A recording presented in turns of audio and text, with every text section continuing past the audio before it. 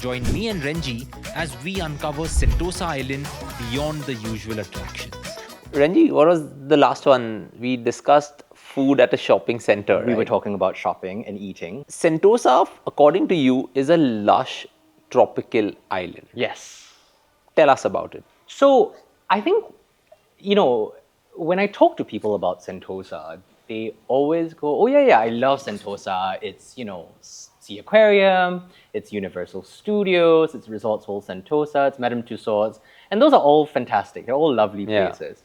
But to me growing up, Sentosa was none of that, right? Because first of all, those didn't exist when I was growing up. At Sentosa, in the school excursion memories that I have, was really just a lush tropical island to the south of Singapore. It looked very different. But what people don't realize is that Sentosa is still very much a lush tropical island. It's a huge island that a lot of people haven't explored truly beyond sort of that one tip of the island where, Resorts World Sentosa and maybe Madame Tussauds is, right? I think to me, that's like the undiscovered part it's the hidden secret of Singapore. So now that the Merlion's gone, what has come in its place? So, the Merlion was in a part of Sentosa called Imbia, right? So you take the SkyTrain in, the monorail in rather, and you get off at a station called Imbia. And essentially in its place now, they've redeveloped the whole thoroughfare. So from where the Merlion used to be all the way to the coast is a new kind of development, and it's called Sensoryscape. Okay. Right? So Sensoryscape, like its name suggests, is a whole stretch, it's a whole thoroughfare that engages all your different senses. So think Gardens by the Bay, but even more interactive, outdoors, and engaging, different ways of, perceiving your surroundings. So some examples of this are, for instance, they have a tactile zone where you are encouraged to go up and touch the plants, all of which have different textures. So the fuzzy velvetiness of the leaves of the wormwood plant, or for instance, the spikiness of the juniper, right? They have this other beautiful pot, and so there are these really immersive pots that you walk into, outdoor pots. One of them is built around scent, right? So the idea of perfume. So they have different plants that have curated just for the fragrance that they bring to, especially in the day, different times of the day. So it's a fascinating way. And the most beautiful part, I think, of Sensoryscape is that from day to night, it kind of changes a different vibe a little bit, because at night, then it lights up and it takes on a whole different kind of dimension where they have interactive light projections. There's an AR enabled app, for instance, where, at certain spots, when you look at it through the app, you see different types of animations. So it's just a wonderful way to go, whether it's with your family or whatever, on your very romantic honeymoon, or on your own, and just sort of interacting and getting lost in the different senses, right? So, and I think that would be a great place for kids to also go to learn about textures, to understand smell, to seeing different things. But Sentosa is often thought of by many people as the second place to stay at when you are in Singapore. So you could break up your stay in the city and then stay on the island. Would you recommend that? Absolutely. When I think of the really, really extraordinarily exclusive properties in Singapore, one of the places that comes to mind is the Capella. And so the Capella is interesting because Sentosa, at a time during the colonial period, used to be a military fortification. So they're very old, important forts in Sentosa. But when you have soldiers there, you need barracks, right? And especially where you have higher ranking officers, you need nice barracks. So there's some beautiful old colonial military structures that have now been converted. And the Capella is one of them, where it occupies in one wing of it an old British barracks.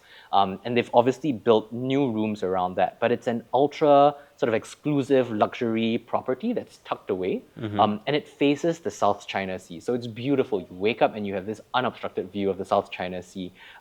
Fun fact is that it's where US President Trump and the current North Korean President Kim met. The first summit that they had was in Singapore, and they chose to have it at the Capella. So it's a place where you have a lot of sort of foreign dignitaries going there. Obviously, VVIPs go there. It's a favorite among the Bollywood stars. I can imagine. Just to get away. and they have a range of different villas and, whatever, like rooms are just like stunning to begin with. So yeah, absolutely. Luxury sort of properties tucked away. So, Sentosa has always been having a lot of things for kids, right? You have Universal on the island, Yeah. you have Southeast Asia Aquarium Yep. that also exists there. And it's always been thought of that we do a fun trip in Singapore as adults, and for everything that we want to do with kids, we go to Sentosa Yeah. Island. But Sentosa also has a lot for adults. Yes. What are these things? The grown-up part of Sentosa. Yeah. So again, like if you ask Singaporeans what they do on the weekends, oftentimes Sentosa features. Yeah. And Sentosa is the place that you get a lot of beach clubs. Okay. So, I mean, because it's an island, there are different zones to the island, according to the different beaches on the island, right? Yes. And so on each of these beaches, you get really, really different types of beach clubs. The original one, the first one that ever opened, is, and it's still there, it's a beach club called Tanjong Beach Club. It's the OG beach club. It's got a beautiful pool. It extends all the way down to the water. Great truffle fries, I will say, the first place that I had truffle fries in Singapore.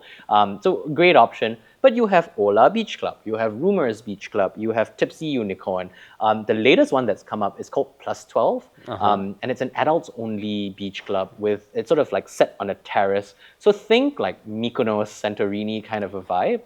It faces out to the bay, and it's kind of, just got this gorgeous sunset view to it, and the moment the sunset hits, it's really like everything is golden, and it's a great way, I think, to just spend time with your friends. I mean, just chilling on the weekend. In my mind, when I think of eating in Sentosa, there's this one place that really, really stands out, and it's called the Southside. Okay. So the South Side is a structure in the south side of Sentosa, obviously. Wouldn't it be funny if they were actually in the north side? It's called the South Side. It's a structure, and it's almost kind of like a contemporary hawker center or a food court. But what's cool about it is that they have gotten sort of really cool F&B brands to come in almost as like an incubator space. So these are people who are young, starting up, doing really, really fascinating things, independent, chefs, entrepreneurs who really want to do it. And there's this one place that I love at Southside, and it's called 4 a.m. Pizza. So think like Singaporean flavors, but done on artisanal sourdough pizzas, very like Neapolitan style pizza. So like thick crusts, bubbled on the surface, charred, and all like little pockets of air in the dough because it's been long fermentation. But you have like a crab curry, for instance. Oh, wow. You have, for instance, like a squid ink pizza, and you can even do a pizza omakase, like a tasting menu of a pizza.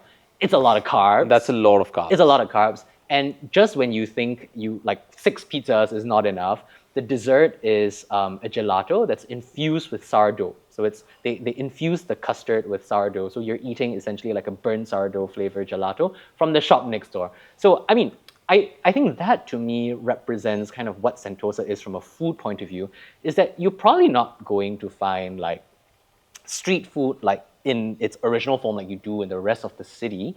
There are options for that, of course, but I think in my mind, the thing that I would go to Sentosa for food is really just like taking Singaporean identity flavors and really pushing it in new and interesting ways.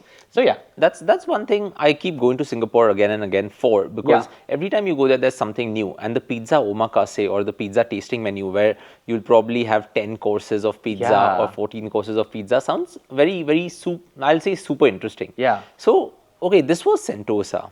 Sentosa is an island in the greater city of Singapore, right?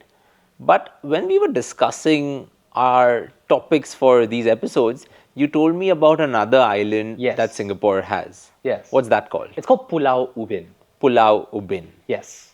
And how would you describe it in our usual short 3 words or phrases? I would say lush tropical island, which... Come on, you said that for Singapore too. It can't be the same thing. I did already use that for Sentosa. Okay, it is a lush tropical island, don't get me wrong. But I would say if there are maybe 3 other things I would describe it as, it's very rustic, it's full of nature, and it's got great adventure options. So I would say, those are my 3 words: rustic, nature, and adventure.